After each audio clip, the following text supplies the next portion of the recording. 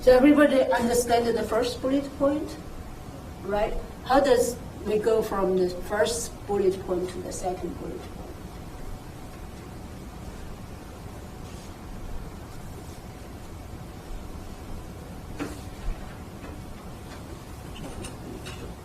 So that is given. Right, K1C is given.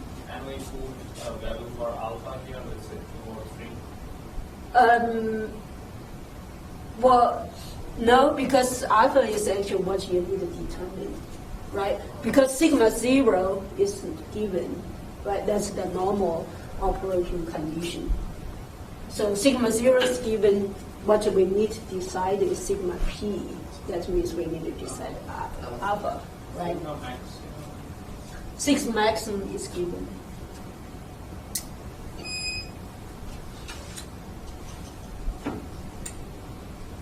Maybe I skipped this. Right? So in this case, the initial crack size is your, when you apply sigma p, that's your A0 over here. And then that should less than your K1C. Right? Does that make sense? So from here, you actually find your A0. So what that means is after the proof test, the maximum crack length you have in your sample that survived the proof test should be less than this. Right? Because if it's longer or equal to that, it would satisfy this condition and it would be open. Right? Okay. So,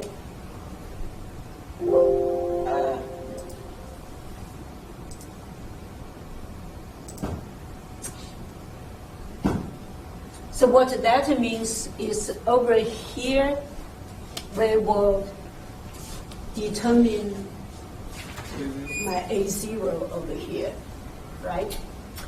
So over here, I don't know my A0, I don't know my sigma p, so I need to come to here. So my A0 starts over there, right? So this essentially is two processes. One is proof testing, which determines what is your initial crack size would be. And then the components that survive the crack proof testing go through that 1,000 cycle and then reach a critical crack length. Okay? So now, over here, again, my A0 is not known. That's what I'm going to find out. What else is known? Do we know AC?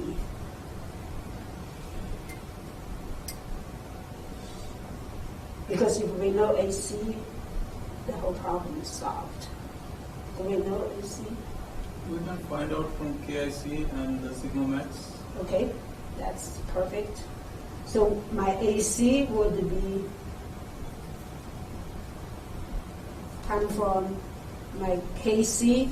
In this case, that KC is my critical crack length, or my K max is equal to 1.12 sigma max square root of pi AC, and that should be equal to K1C. Right? So from here, I know my sigma max, I know my K1C, I can calculate my AC. And then I have my AC, I plug into here, I solve for this, I find my A0, and then once I have that, I plug into here, I find my sigma p. Okay, so that's the process. Okay, so start with here, so the first step is determine critical crack length. This is the first fatigue.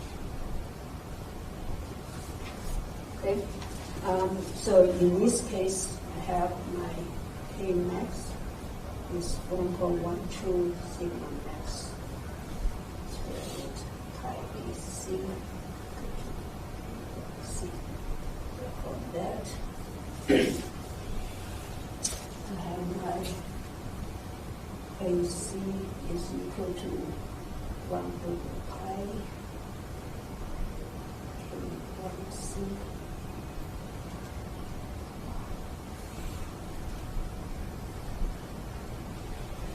So you plug in all those numbers, you get my AC is 2.82 inches. Wow.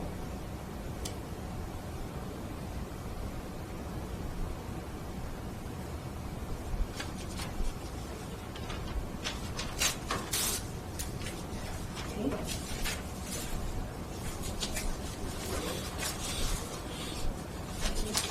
Well, okay, let's take it out somewhere. So that's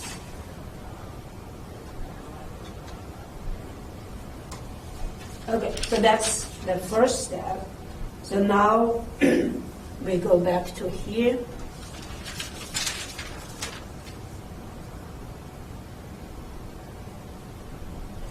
So then my step 2 is determine initial. So in this case, it's the maximum initial crack size or minimum initial crack size? Maximum. Maximum, right? Maximum initial crack size for NF equal to 100 cycles. Okay. So we have 0 to 1,000 N is equal to A0. So now I know my AC is 2.82 inches. And A over C is that P to the N. Of course,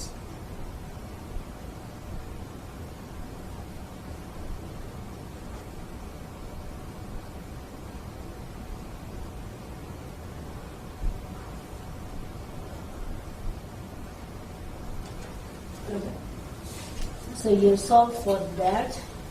What you have is from this side, so if I say that's NF is equal to 1,000 is equal to, so you solve for that, you get 1 over C times 1.13, that is sigma of N times of N over 2 times 1 over.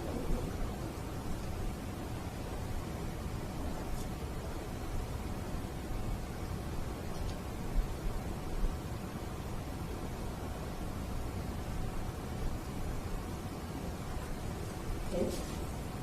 And so for that, of course, you solve for that, you get A0 is equal to 1.07 inches.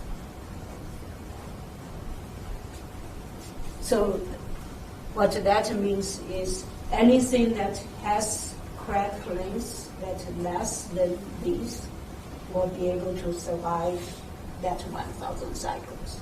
Okay. And so then the next step, of course, is straightforward. Then you find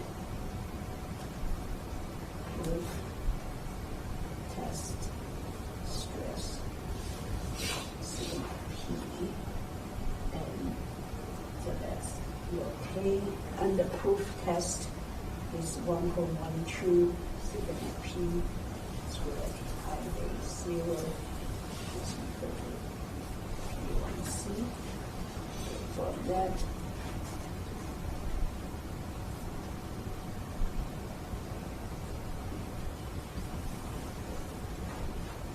and of course then the other will be Kp over sigma 0 sigma max, and that's maximum service stress you have to get.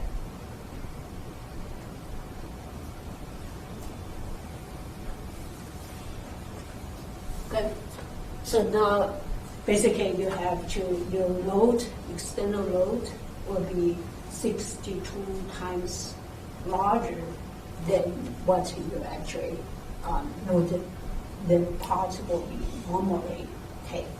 Okay. So that's basically the concept of proof testing